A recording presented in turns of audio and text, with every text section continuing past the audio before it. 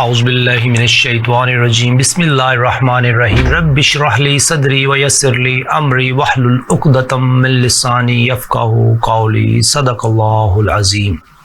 अस्सलामु अलैकुम नाज़रीन, मैं हूँ शहज़ादा शौकत। प्रोग्राम सनत व मईशत में आपके साथ। हमारे मुल्क की सनत, हमारी मईशत दोनों कमज़ोर और कमज़ोरी की तरफ बढ़ती रही हैं 7 दहाइयों से। आज के दिन में इंटरनेशनल रिपोर्ट्स ये कहती हैं कि 10 करोड़ से ज़्यादा हमारी आवाम गुर्बत की लकीर के नीचे पहुंच गई। आज की रिपोर्ट्स ये कहती हैं कि 1 से 2 करोड़ और जाने वाले हैं।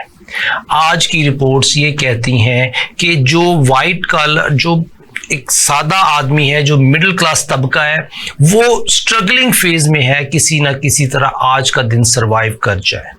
ये तमाम प्रॉब्लम क्यों है? इसकी मेन वजह आजकल HR पॉलिसीज हैं, जिसमें कि वो पॉइंट, उन चीज़ों को मद्देनज़र नहीं रखा जाता जिनकी वजह से HR डेवलप हो और रोज़गार बढ़े। आज हमारे साथ मेहमान होंगे अनवर सईद कैलवी साहब। HR कंसल्टेंट हैं, पब्लिक सेक्टर को डेवलपमेंट को हेड कर चुके हैं, गैपको में DG रह चुके हैं, NLC में रह चुके हैं और उसके अलावा ये हेल्थ डिपार्टमेंट को हेड कर चुके हैं। अस्सलाम वालेकुम सर। वालेकुम अस्सलाम। Welcome to our show Anwar Sayeed साहब। आज हम आपसे पूछेंगे कि हम पाकिस्तानी गुर्बत की लकीर से नीचे क्यों जा रहे हैं। आपका एक्सपीरियंस है पब्लिक सेक्टर का, आपका एक्सपीरियंस है HR का, आप एडवाइजर हैं इंडस्ट्रियल डेवलपमेंट में भी, आप फिडमेक में भी आप अपना रोल अदा कर रहे हैं, बोर्ड मेंबर हैं। आप हमें बताइए कि HR पॉलिसीज होती क्या हैं और उनको क्यों बनाया जाता है, उसके पीछे ऑब्जेक्टिव क्या होता है, और हम पाकिस्तान हर रोज आने वाले वक्त में हम बेरोजगारी की तरफ क्यों बढ़ रहे हैं। नहमदुहु व नसल्ली व नसल्ली अला रसूलिल करीम फअम्मा बाद। मैं आपको टिप्स तो नहीं, लेकिन एक एडवाइस है, वो ये है कि कोई भी इंडस्ट्री 2 चीज़ों से चलती है। Number 1 machinery and number 2 man. It means man and machine. Man and machine को फिट रहना चाहिए तो इंडस्ट्री डेवलप करती है, इंडस्ट्री चलती है, इंडस्ट्री आपको प्रॉफिट भी देती है। अब हम लोग सबसे ज़्यादा तवज्जो किस पर दे रहे हैं? अच्छी मशीनरी हो, मशीन फिट हो, मशीन की कारकर्दगी बेहतर हो और मशीन जो है ना बेहतरीन तरीके से चले। लेकिन मशीन को चलाने वाले का केयर किसने करना है? वो HR डिपार्टमेंट ने करना है, HR डिपार्टमेंट में करना है और HR पॉलिसियों ने करना है। जब उसकी बारी आती है तो most of the time industrialist जो है ना वो रिजर्व हो जाते हैं, वो अपने तरीके से चलाने की कोशिश करते हैं, वहाँ मेरिट को पीछे करते हैं, वहाँ ट्रेनिंग टाइम पे नहीं होती, वहाँ वोकेशनल ट्रेनिंग जो है ना इतनी लिमिटेड है कि ये आपकी सोच है। दुनिया में 3 बड़ी कंट्रीज हैं जिनमें बहुत ज़्यादा काम होता है, उसमें जर्मनी है, जापान है और चाइना है। और आप देखें सबसे ज़्यादा वोकेशनल ट्रेनिंग वहाँ हो रही है। हमारी बेरोज़गारी इसीलिए बढ़ रही है कि लोग या तो हायर क्वालिफिकेशन की तरफ जा रहे हैं और वोकेशनल के लिए हमारे पास बहुत लिमिटेड प्लेटफॉर्म है। जब तक वोकेशनल का प्लेटफॉर्म सही नहीं होगा, आप इंडस्ट्रियल को HR पूल कैसे दे सकेंगे? पहली बात। सर ये वोकेशन ठीक है सर, आप कंप्लीट कीजिए। दूसरी बात ये है कि अब एक आपके पास एम्प्लॉय आता है, एम्प्लॉय ने सुबह से लेकर शाम तक काम करना है, काम के रिलेटेड उसकी केयर किसने करनी है? वो HR डिपार्टमेंट ने करनी है, HR पॉलिसियों ने करनी है। उसको कब छुट्टी चाहिए, उसको कब मेडिकल चाहिए, उसकी कब प्रमोशन चाहिए और कितनी रेगुलर चाहिए, और पेमेंट्स जो हैं उनकी टाइम पे चाहिए, और जितने लेबर लॉ हैं वो वहाँ इम्प्लीमेंट होने चाहिए। और सबसे बड़ी बात यह है कि उनकी जो पूरी मैनेजमेंट है वो एक पॉलिसी के तहत होनी चाहिए, और वो पॉलिसी बुकलेट्स जो के कागजों में जरूर सम टाइम बनी होती है लेकिन इम्प्लीमेंट नहीं होती। और ट्रेनिंग जो है हर जगह पे आप देखें, जो बड़े बड़े इदारे हैं, जो फिट इदारे हैं, जो आप ये कह लें कि टॉप इदारे हैं, उनमें एक रेगुलरिटी होती है ट्रेनिंग्स की और वो कंटिन्यूसली होती रहती है।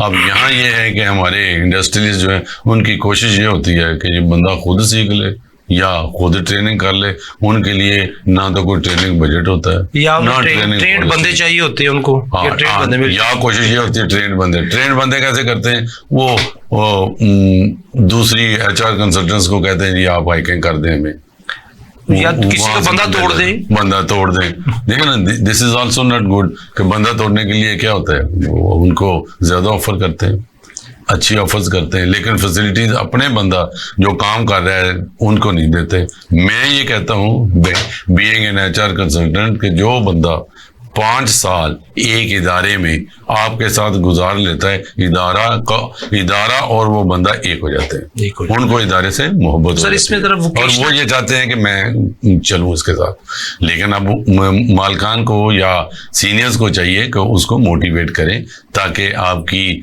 चीजें जो है ना वो ज्यादा बेटर हों, उसको आगे लेके आए किसी भी सूरत। सर अगर मैं इंडस्ट्रियलिस्ट के तौर पे बात करूं तो मैं ये समझता हूं कि मेरी जो कास्ट ऑफ प्रोडक्शन पहले इतनी ज्यादा हुई होती है आजकल की पाकिस्तान की इकोनॉमिक सिनेरियोज में, उसमें मैं कास्ट ऑफ वोकेशनल ट्रेनिंग मैं अफोर्ड ही नहीं कर पाता, मैं करना ही नहीं चाहता। नहीं ऐसी बात नहीं है। अगर आप देखें डायरेक्टली आप पर आपकी डेवलपमेंट में किसका रोल आएगा, 2 चीजों का मैंने बताया, एक तो आपकी मशीनरी का और दूसरा मैन का। अब जितने अच्छे आपके HR होगी, जितनी डेवलप्ड होगी, जितनी ट्रेंड होगी, उतनी आपकी वो कॉस्ट पे इफेक्ट होगा। सर इसका प्रोडक्शन भी लेमैन फैक्टर ये है कि जितना अच्छा ड्राइवर होगा उतनी अच्छी बस ड्राइव करके लेके जाएगा, उसकी मेंटेनेंस लो होगी, उसकी पर किलोमीटर माइलेज अच्छी होगी, उसकी लाइफ लॉन्ग हो जाएगी मशीनरी की। बेसिकली आप ये कह रहे हैं कि मशीनरी और मैन का जो रिलेशनशिप है एक इंडस्ट्री में वो इतना स्ट्रांग है कि एक अच्छा आदमी, अच्छा ड्राइवर, अच्छी मशीन मैनेज कर सकता है। आपने जो अभी एग्जांपल दी बस ड्राइवर की, मैं आपको इसमें बताता हूँ कि एक ड्राइवर रफ तरीके से, या वो अच्छा नहीं है, या उसको ये नहीं पता चलता कि खराब होगी तो मैंने मेंटेन कैसे करनी है, तो डेफिनेटली वो तो एक इतनी महंगी चीज का बेड़ा कर देगा। जबकि आप वहाँ एक ट्रेंड बंदा रखा हुआ है, ठीक है, वो अंडरस्टैंड करता है, चीज़ों को टाइम पे करता है। इसी तरह मशीनरी की मेंटेनेंस है कि जो बंदा वहाँ ट्रेन बैठा हुआ है वो उसकी प्रोडक्शन भी प्रॉपर लेगा और उसको मेंटेन भी करेगा और उसकी लाइफ भी बढ़ेगी।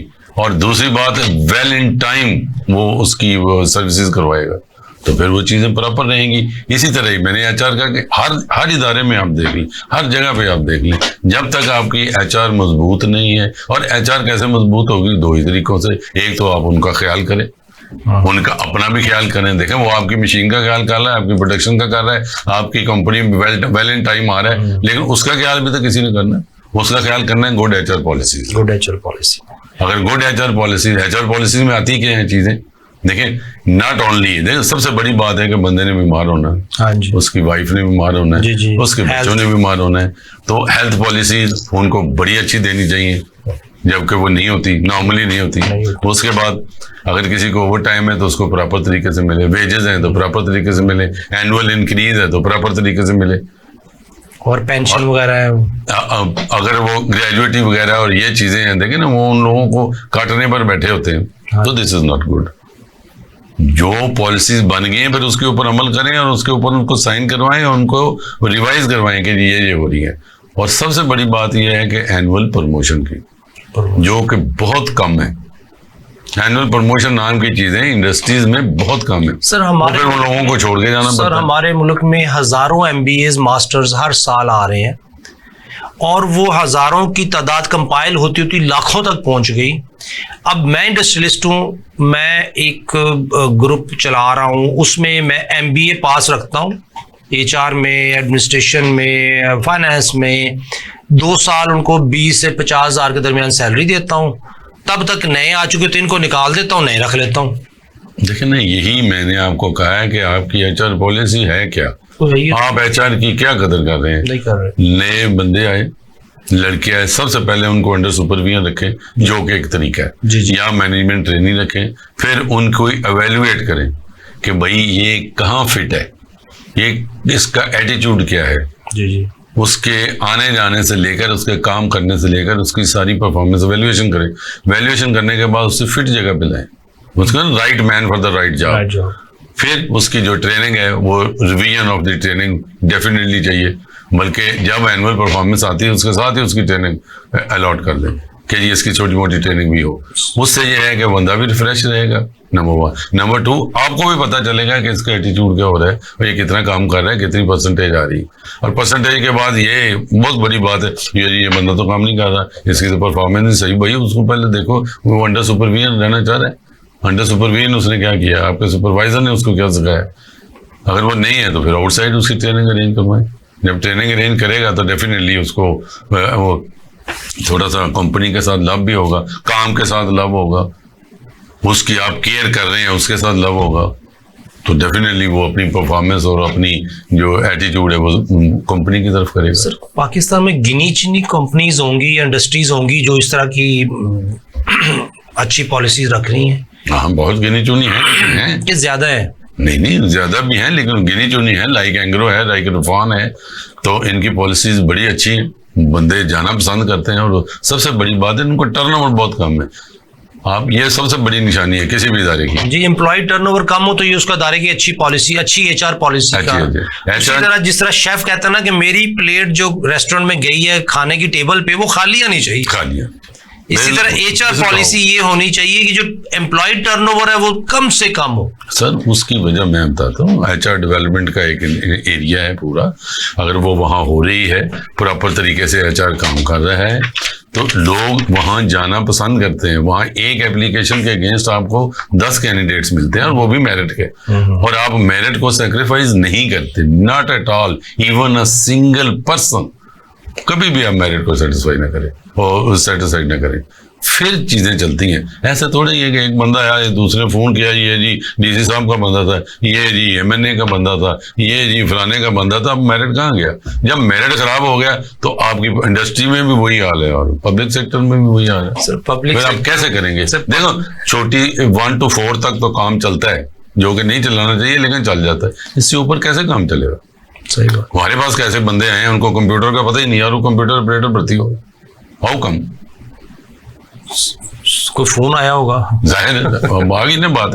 अब इस तरह की चीजों को हमें इंडस्ट्री, सबसे पहले इंडस्ट्री देखे, जिसके पास वो प्रेशर ही कोई नहीं होता, उसके पास कहाँ से प्रेशर आया?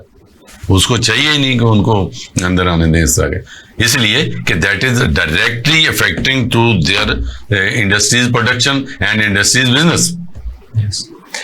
सर, इसमें एक और इम्पोर्टेंट एरिया है कि देखें, एक एप्लीकेशन के अगेंस्ट 700 कैंडिडेट आ गए, बिल्कुल आ गए। वो सीवी को सिलेक्ट करने के लिए जो दोस्त बैठा हुआ है, जो एचआर कंसल्टेंट है, अगर वो क्वालिफाई करता है सिलेक्शन में तो 700 के 700 सीवी रिव्यू करेगा। सर, इसमें मैं बताता हूँ, रिव्यू करना और इतनी दूर तक जाने की जरूरत ही नहीं है। लोगों को असल में ना एक्चुअली करना क्या है, एक्चुअली ये कि सबसे पहले जो जॉब आई है वो डिपार्टमेंट के बंदे के साथ बैठकर, एचआर वाला बंदा डिपार्टमेंट वाले बंदे के बैठ पर पहले उसकी जॉब स्पेसिफिकेशन करें, तुम्हें चाहिए क्या, कितना एक्सपीरियंस चाहिए, रिक्वायरमेंट क्या है, और एक्सपीरियंस में भी रेलेवेंट चाहिए।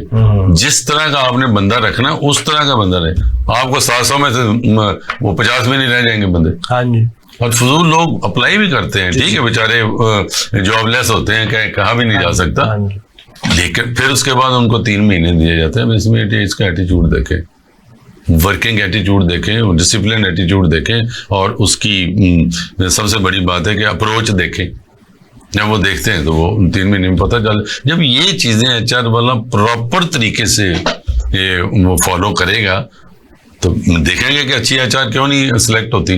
जब अच्छी एचआर आएगी, जैसे मैंने बताया, मैन एंड मशीन, अच्छी मशीन होगी तो अच्छा काम होगा, अच्छी एचआर होगी तो अच्छा काम। सिंपल सी बात। अब एचआर का ख्याल करने के लिए अच्छी पॉलिसीज होंगी, और अच्छी पॉलिसीज सारी सेट पॉलिसीज हैं, कोई नई नहीं बनानी, कोई इजाद ऊपर से नहीं आनी, बनी बनाई है सारी चीजें, उसकी इम्प्लीमेंट है, एग्जीक्यूशन है, उसकी प्रॉपर करें। सर, इंडस्ट्रियलिस्ट, आम एसएमईज, स्मॉल मीडियम एंटरप्राइजेज और जो बेसिक है हमारी मेजर इंडस्ट्रीज हैं लाइक टेक्सटाइल, अगर हम उनमें देखें तो मेरा नहीं ख्याल कि 10% से ज्यादा कंपनीज होंगी जिन्होंने अपनी एचआर, जिनको कहा जा सकता है they are following good HR policies. बाकी 90% क्यों नहीं कर रहे? नहीं, मैं यही कह रहा हूं कि हर बंदे की ये कोशिश है कि हम एचआर से पैसा निकालें, एचआर को काम करें, सैलरियां काम करें और पैसे निकालें। ये कोई बिजनेस तो नहीं है। जरा सा करंच आया, बंदे फारिग कर दिए। Sir this is not the business. और जैसे बंदे को फारिग करना है, सबसे पहले बेचारे मजदूरों को फारिग कर दिया जो काम कर रहे हैं, थोड़े थोड़े पैसे ले रहे हैं। ऊपर वाले जो खाम बैठे हुए हैं जिनका कोई रोल ही नहीं है। देखिए ना, आपने डिपार्टमेंटाइजेशन करनी है तो प्रॉपर तरीके से करें। नाजरीन, हम बात कर रहे हैं अनवर सईद किलवी साहब से। हम बात कर रहे हैं कि गुड एचआर पॉलिसी होगी तो एचआर डेवलप होगा, तो आपका बिजनेस डेवलप होगा। As an industrialist, as an owner, अगर आप बिजनेसमैन हैं और आपके पास दोस्त काम कर रहे हैं, अगर उनकी क्वालिटी बेहतर होगी तो इसका अल्टीमेट बेनिफिट आपको है। लेते हैं एक ब्रेक के बाद दोबारा बात करते हैं। वेलकम बैक नाज़रीन, शहजादा शौकत प्रोग्राम सनत व मईशत आपके साथ अनवर सईद किलवी साहब। सर, हम बात कर रहे थे कि कारोबारी दोस्त एचआर पॉलिसी अगर अडॉप्ट करेंगे तो उनके बेनिफिट की बात है। अगर उनका एम्प्लॉय टर्नओवर कम है तो उनका ultimately long term business objective बहुत अच्छे हैं। सर, अब मैं दूसरी तरफ आ जाता हूँ। मैं एम्प्लॉय हूँ, मेरा एम्प्लॉयर मुझे अच्छी एचआर पॉलिसी है, लेकिन मुझे उनका कंपेटिटर डबल सैलरी ऑफर कर रहा है। ऑन एथिकल ग्राउंड तो मुझे नहीं जाना चाहिए, लेकिन मैं जब देखता हूं कि सैलरी डबल हो रही है तो मैं क्या करूं वहां पे? देखिए, ये 10% लोग ऐसे करते हैं, उसमें मैं बताता हूं। आप, ये एक लॉयल्टी है विद द कंपनी। जी। सम टाइम जो प्रोफेशनल लोग हैं वो अपनी स्किल को सेल करना चाहते हैं। Okay. वो अपनी स्किल सेल करते हैं। दूसरे बंदे जो है बंदे तोड़ रहे हैं, बंदे तोड़ते हैं लोग, इसलिए तोड़ते हैं कि उसका परफॉर्मेंस, उसकी एक वैल्यू होती है कंपनी में, ठीक है ना। और वो चाहते हैं कि हमारी कंपनी में भी इस तरह का बंदा है। अब इसमें दो चीज़ें नॉर्मली, अगर आप कंपनी, वो इंडस्ट्री अगर उसको अफोर्ड करती है तो उसको रोक सकती है। रोकने के लिए डेफिनेटली उसको ऑफर लगाना पड़ती है, लोग लगाते हैं, इसलिए कि डिपेंडेबल एचआर आपको नहीं मिलती। हाँ जी, बिल्कुल सही। मैं ये नहीं किसी के खिलाफ नहीं बोल रहा कि समटाइम लोग इतने डिपेंडेबल नहीं होते। आप सीईओ हैं किसी कंपनी के, आपको पता है मेरा सीएफओ जो है ना इज वेरी डिपेंडेबल, मुझे आज तक उसको प्रॉब्लम नहीं आई। मुझे अकाउंट्स की मेंटेनेंस में, अकाउंट्स की चीज़ों में इज गोइंग फाइन। अब दूसरा बंदा जो देखता है यार वो उनका चार्टर्ड अकाउंटेंट या उनका सीएफओ बहुत अच्छा है, वाई नॉट कि ये मेरे पास होना चाहिए। अब उसकी क्या चीज़ है? एक ही चीज़ है कि उसको वो कोशिश करेगा परचेज करने की। जी ऐसे ही। तो वाई नॉट कि वो खुद भी कर सकते हैं। क्यों नहीं करता? वो कहता है यार मेरा डिपेंडेबल बंदा है, मैं इसको क्यों जाने दूँ। हाँ जी। तो अगर उसकी प्रोफेशनल स्किल इस लेवल की है तो अगला बंदा ऑफर कर रहा है ना। जी सर, तो वाई नॉट यू। सर, इसमें जो मेरा एम्प्लॉयर है वो पहले उसको वो ख्याल नहीं करता, जब तक मुझे बाहर से ऑफर नहीं आएगी तब तक वो मेरी सैलरी नहीं बढ़ाएगा उस लेवल की। जो देखिए, आज के दिन में मैं एक रॉ चार्टर्ड अकाउंटेंट हूं, काम शुरू किया, 1.5 साल बाद इसी कंपनी ने मुझे वो मौका दिया कि वो वैल्यू जो मेरी आज से 1.5 साल पहले थी, अब 5 गुना ज्यादा हो चुकी है। इसी कंपनी ने, मैंने इसको दिए 2 साल दे दिए, 3 साल दे दिए, अब मार्केट में 10 टाइम मेरी सैलरी हो चुकी हुई है। तो मार्केट मुझे 10 टाइम देना चाह रही है जो 3 साल पहले थी। अब यही मेरा एम्प्लॉयर कहता है मैं 10 टाइम अफोर्ड नहीं कर सकता, तो भी मेरी मजबूरी है चाहना कि मैं रहूँ कि जाऊँ। लॉयल्टी कहाँ गई मेरी? यही मैं आपको बताने लगा हूँ। यहाँ एक सबसे बड़ा पॉइंट है जो मैंने बताया, आपकी प्रोफेशनल स्किल किस लेवल की है। जी। इस लेवल की है कि आपको अगला बंदा ले रहा है, अगला बच्चा तो नहीं है। बिल्कुल ऐसे ही। वो भी तो पैसे दे रहे हैं ना। बिल्कुल। और जो करंट बैठा है वो कहता है जी मैं अफोर्ड नहीं करता, तो भाई अगर तू अफोर्ड नहीं करता तो डेफिनेटली वो तो चला जाएगा। रिप्लेसमेंट इज देयर, 10% रिप्लेसमेंट होती है, लेकिन जो नया बंदा लाएगा कौन सा वो मुफ्त आ जाएगा। सर बस डेफिनेटली सर बात हो। सर अब एक बहुत इंपॉर्टेंट है, हम तकरीबन 3 करोड़ के करीब हमारी यंग जनरेशन है जो कि क्वालिफ BA और उसके ऊपर अंडर कहते हैं ना उसको, कुछ सैलरी होनी चाहिए 2 लाख, तो वो 50,000 से 70,000 पे काम कर रहे हैं, क्योंकि अपॉर्चुनिटीज नहीं है हमारे मुल्क में। अपॉर्चुनिटी इंडस्ट्री ठप हुई हुई है, बिजली की, आपका भी माशाल्लाह DGX पे गैप को रहे हैं। आपको भी पता है कि कॉस्ट ऑफ इलेक्ट्रिसिटी इतनी ज्यादा हो गई कि इंडस्ट्रियल बेचारा रो रहा है। तो अब इस सिचुएशन में जहां पे अनएम्प्लॉयमेंट बढ़ती जा रही है, बेरोजगारी बढ़ती जा रही है, इस सिचुएशन में HR के लिए हम नौजवानों के लिए आपका क्या पैगाम है कि हमने क्या करना है, और इंडस्ट्रियलिस्ट के लिए क्या पैगाम है कि उनको क्या करना चाहिए? जी, पहली तो बात है कि कॉलेजेस ने, यूनिवर्सिटीज ने खासकर एक एंटरप्रेन्योरशिप खोली है। ओके। वो एक इक्वल लेवल है उसका एचआर का अपने आप को डेवलप करना, as a vendor, as a small businessman, as a trader. वो कोशिश करें जो कि हमारे बंदे आजकल नहीं करते। एक बात तो ये। दूसरी बात मैं अपने नौजवानों से यही कहूँगा कि आपने एक्सपीरियंस लेना है। एक्सपीरियंस लेने के लिए हर जगह पे इवन बड़े बड़े इदारे मैनेजमेंट ट्रेनिंग रखते हैं, टॉप नॉचर्स और स्टूडेंट उठाते हैं, जैसे एंग्रो है, पैकेजेस है, या दूसरे बड़े इदारे हैं, उठाते हैं। उठाने के बाद उनको 1-2 साल अपने पास रखते हैं। उसके बाद उनको पता चलता है कि ये बंदे, इनका एटीट्यूड है, इनका सारा कुछ सही है और ये नहीं सही। ठीक है, अब रहेगी बात ये है कि आपकी बात सैलरी का, उनको 2 लाख होनी चाहिए, अभी शुरू में किसी की भी नहीं होती। ठीक है, अपने आप को प्रूव करें।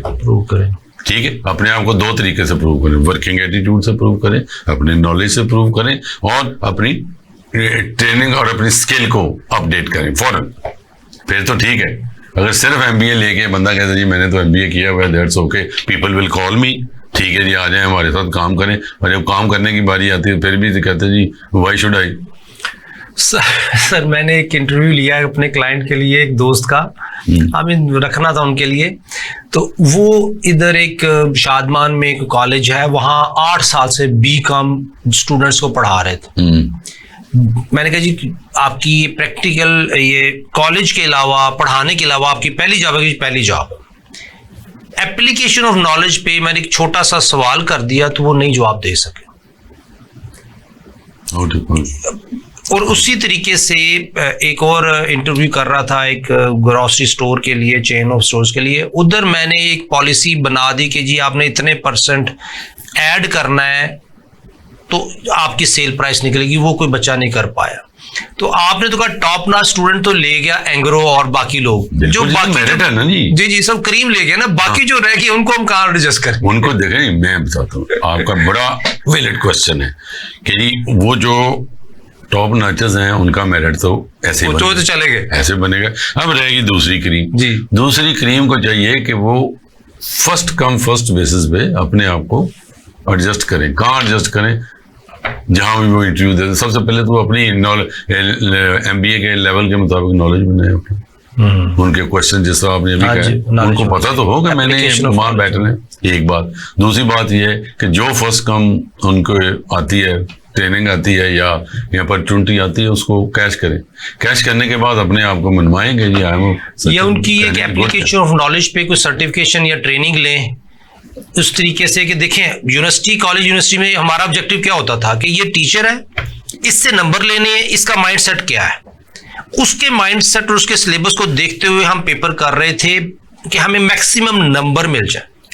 नॉलेज लेने के लिए हम नहीं कर रहे थे। अच्छा, मैं थोड़ी सी बात को ना दूसरी तरफ लेके जाऊंगा। मैं आपको सर अब गवर्नमेंट ऑफ पाकिस्तान को सबसे यहाँ रोल अदा करना है इंडस्ट्रीज में।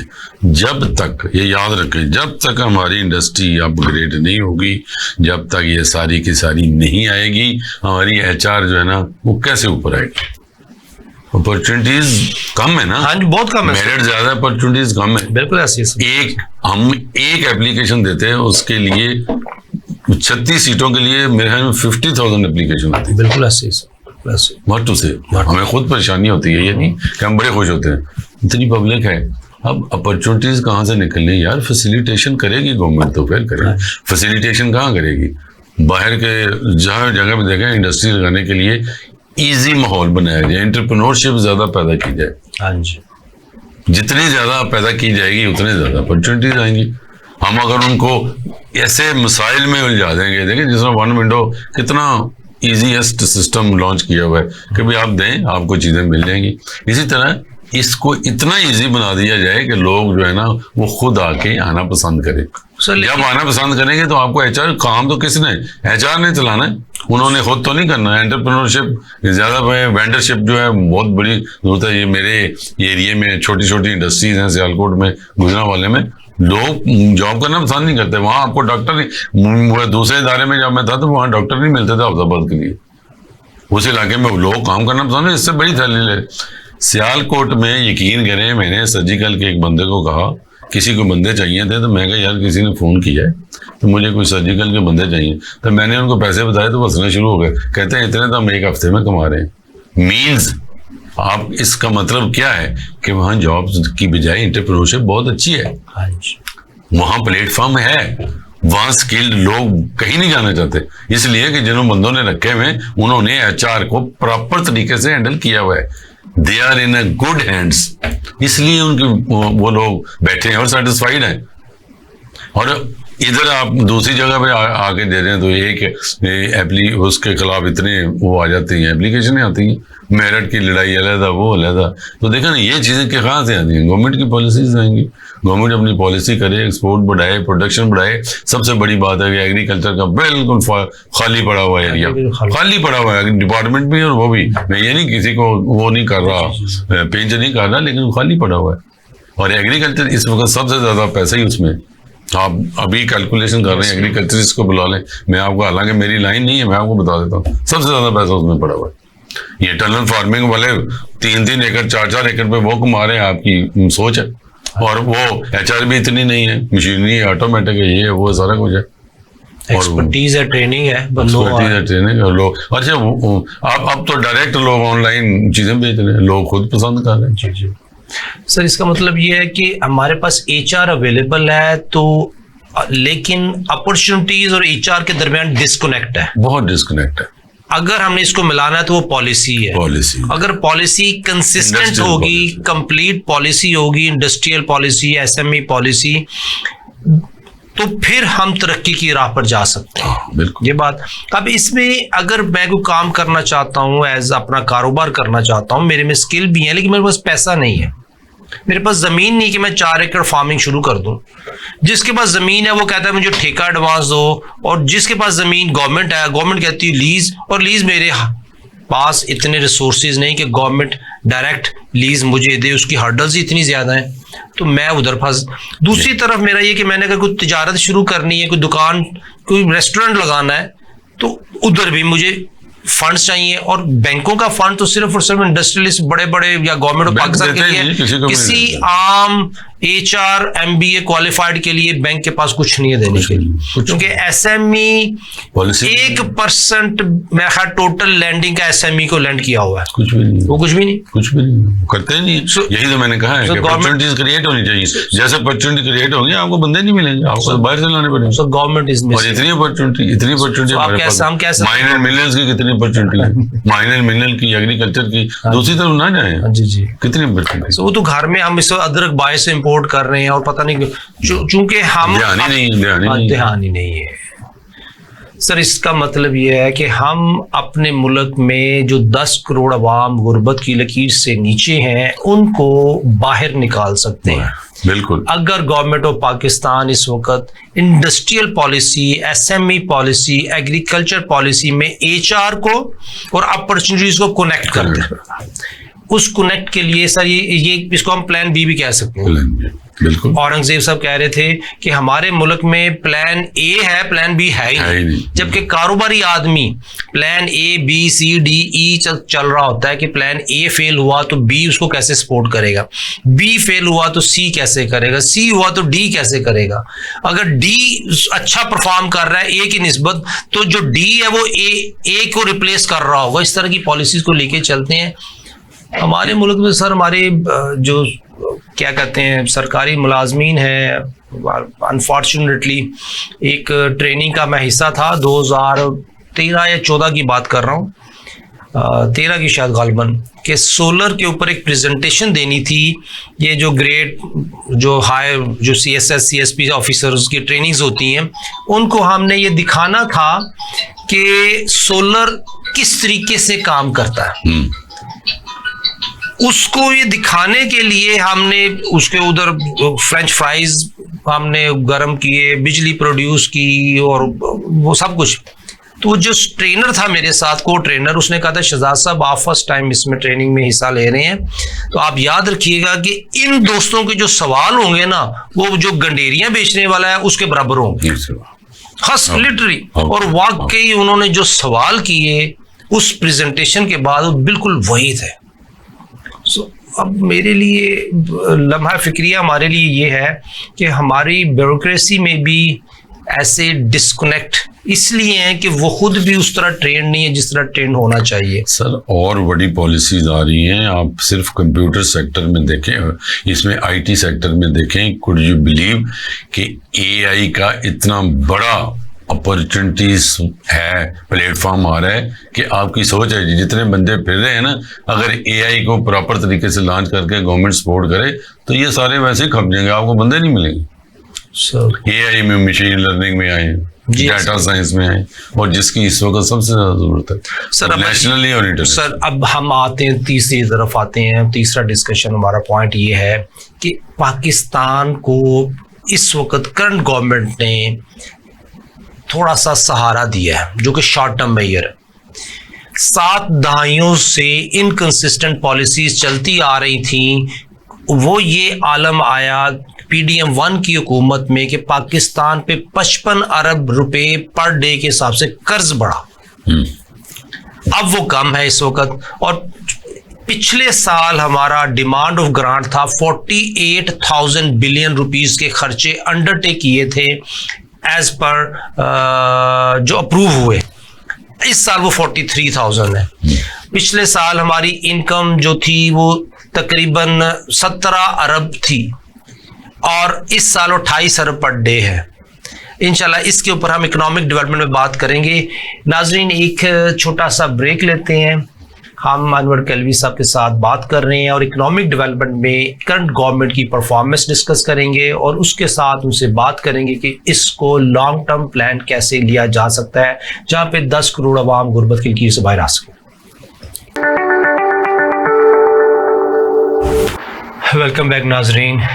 28 अरब रुपए पर डे हमारी इनकम पहुंच गई, ये बात हम कर रहे थे। सर करंट हुकूमत, औरंगजेब साहब फाइनेंस मिनिस्टर, शहबाज शरीफ साहब प्राइम मिनिस्टर हेडलेस चिकन की तरह काम कर रहे हैं, पता ही नहीं, होश ही नहीं है, बाल उजड़े हुए हैं। यकीन जाने औरंगजेब साहब के तो बाल उजड़े हुए नजर आते हैं और शहबाज शरीफ का होश ही नहीं है। ये पूरी मशीनरी इस वक्त काम कर रही है कि हम पॉलिटिकल सक्सेस की तरफ जा सकें, इकोनॉमी को इस तरीके से मैनेज करें कि आने वाला वक्त इनके इलेक्शन के लिए बेहतर हो। एक लालच उनको ये है।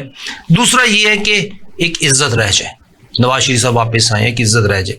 अब शॉर्ट टर्म पॉलिसीज में हमने US और IMF की तरफ से जो अभी हमारा प्रोग्राम था वो हमने साइन भी कर लिया कि जो शॉर्ट टर्म मेजर है, क्योंकि इन्फ्लेशन भी कम हो गई, रेट ऑफ सूद का भी, शरह सूद भी कम हो रही है, और हम फोर्स ही कर रहे हैं कि अगले 37 महीनों में हम और परफॉर्मेंस की तरफ जाएंगे। जैसे स्टॉक एक्सचेंज कल 84,000 का इंडेक्स भी प्रूव कर गई, वो एक हाईएस्ट इंडेक्स में पहुंच गई। तो अब आप हमें बताएं कि ये 10 करोड़ लाइबिलिटी है, जो 10 करोड़ अवाम गुर्बत की लकीर से नीचे है, ये लाइबिलिटी है। इनकी अगर वोकेशनल ट्रेनिंग होती है, अपॉर्चुनिटीज देते हैं तो ये हमारा एसेट बनते हैं, क्योंकि जब ये एसेट इकोनॉमिक एक्टिविटीज में पार्टिसिपेट करेंगे एसेट बन जाएंगे।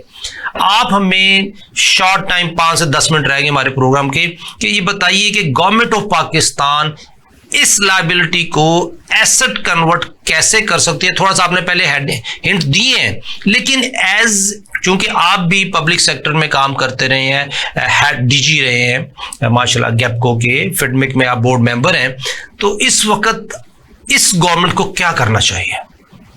देखिए जी, मैं आपको पहले भी इस बारे में बड़ा वाज़ेह बताया, हमारे पास HR भी है, पढ़े लिखे लोग भी हैं जी, और पॉलिसीज बनने की सख्त ज़रूरत है। पॉलिसीज में 3 सेक्टर हैं, जिसमें सबसे बड़ा सेक्टर है इंडस्ट्रीज़ का, उसको रिवाइव किया जाए, उसकी पॉलिसी सही बनाई जाए। सही से मुराद ये है कि it's favourable to the entrepreneur या बिजनेसमैन, ताकि वो इसके काम को इंक्रीज करे। जैसे काम को इंक्रीज करेगा आपको HR की जरूरत पड़ेगी। जी, ठीक है, एक बात। दूसरी बात यह है कि हमारी माइन एंड मिनरल का पूरा एरिया जो कि बहुत ज़्यादा फ्रूटफुल है, आपकी सोच है जहाँ तक जा सकते हैं, उसके लिए अच्छी पॉलिसी बने। उसको कैसे इम्प्रूव करना है, कहाँ निकालना है, कहाँ उसकी एग्जीक्यूशन है, यूजेज है, उसको करें। तीसरा हमारा एग्रीकल्चर है, और इनमें टारगेट ओरिएंटेड काम हो कि हमने कितनी एक्सपोर्ट करनी, कितनी प्रोडक्शन करनी है, और ये डिपार्टमेंट इन्वॉल्व हो, डिपार्टमेंट सारा कुछ जानते हैं, कहने की भी जरूरत नहीं है। बात सिर्फ ये है कि गवर्नमेंट इनको टास्क दे और ये काम करें, और फिर चौथा आईटी का। सर इसमें ये चार चीजें में अगर 50% भी ऊपर आ जाती है, आईटी ऊपर आ जाए, एग्रीकल्चर या माइनर मिनरल ऊपर आ जाए, आपको जरूरत ही नहीं है, ये आपके सारे पैसे दूसरे दिन उतर जाएंगे, दूसरे साल उतर जाएंगे। सर मैं एक पॉलिटिकली स्ट्रांग फिगर हूँ, माइनर मिनरल तो मेरी घर की चीज है, मैं अपने बेनिफिट के लिए लूंगा, मैं तो पब्लिक। सर कोई बात नहीं, मैं इस हक में भी अपने बेनिफिट के लिए, भाई बंदे तो फिर भी काम करेंगे ना, एचआर तो फिर भी काम करेगी, फायदा ही आपको होगा ना। वो जो दूसरा फायदा है, जो देखें आपको मैं इंडस्ट्रीज का बताऊं कि अगर 100 रुपये इंडस्ट्री कमाती है ना, तो 60% तो अखराजात होते हैं उसके। जी जी जी जी, और उसमें आपको 45% एचआर है। एचआर है ज्यादा है जी, थोड़ी 40% एचआर है। लेकिन हमारी इंडस्ट्री, आप इनकी पूरी प्रॉफिट देख लें, उसमें सैलरी निकाल लें, इनको बचता क्या है? सर बैंक के पैसे चले गए उसके, हमारी इंडस्ट्री को आप तो चार्टर्ड अकाउंटेंट, इंडस्ट्री बंद हो रही है अनड्यू टैक्सेस की वजह से, इंडस्ट्री बंद हो रही है बिजली के बिलों की वजह से, इंडस्ट्री बंद हो रही है गैस की वजह से, सेल टैक्स की वजह से, ये पंजाब प्रोविंशियल टैक्स है और वो फेडरल टैक्स। सो एक वक्त था 95 में जब मैंने आर्टिकल शुरू किए तो 104 डिपार्टमेंट थे जिनको एक इंडस्ट्री हैंडल कर रही होती थी, ईओबीआई, सेस, लेबर, पता नहीं कौन कौन से डिपार्टमेंट, 104 105, उसके बाद ये 52 हो गए, अभी भी ये 40 के करीब डिपार्टमेंट हैं जिनको डायरेक्टली। यही मैं कह रहा हूँ ना कि पॉलिसीज गुड बने, फेवरेबल टू द इंडस्ट्रीज बने, वो मुल्क के लिए बेटर है, सीधी सी बात। सर अब सर्कुलेशन होगी, मशीयत बढ़ेगी। एक प्रोग्राम फिर ड्यू है कि ये पॉलिसी के अंदर क्या हो। नहीं, पॉलिसी के अंदर मैं वही कह रहा हूँ ना कि policy favourable to the business, ये ऑब्जेक्टिव आ गया, फेवरेबल टू द बिजनेसमैन हो, क्या हो, बिजनेसमैन का पूरा एक फोरम बनाएं, उनके जो भी मसाइल हैं उनको हल करें। और ये नहीं है कि वो बिजनेसमैन को ये अपने बचाने की जरूरत ना हो, उनको इंक्रीज करने की जरूरत, तो ऑटोमेटिकली चीजें। Sir Lahore chamber of commerce का प्रेसिडेंट रो पिट काशिफ साहब रह गए कि जी किसी तरीके से हमें टैक्स रिलीफ मिल जाए, हमें इस तरीके से मारा जा रहा है, इधर से मारा है, लेकिन गवर्नमेंट ऑफ पाकिस्तान गवर्नमेंट की है ना, ये तो सारा गवर्नमेंट के ऊपर, शोल्डर के ऊपर है कि उन्होंने इनको इंक्रीज करे, ताकि देखें 2 तरीके से, या तो कंजर्व कर लें, खर्चे कम कर दें, या अपनी सेल इंक्रीज कर लें। सर हमने तो मैं ये कहता हूँ सेल इंक्रीज करें, सारे लोग फायदेमंद हैं। सर कल के प्रोग्राम में जो टॉपिक था वो उसी से रिलेटेड था, तो एक डिस्कशन ये हुई कि खर्च करने वाले ले आए, आपका इंडस्ट्री का पहिया चल पड़ेगा।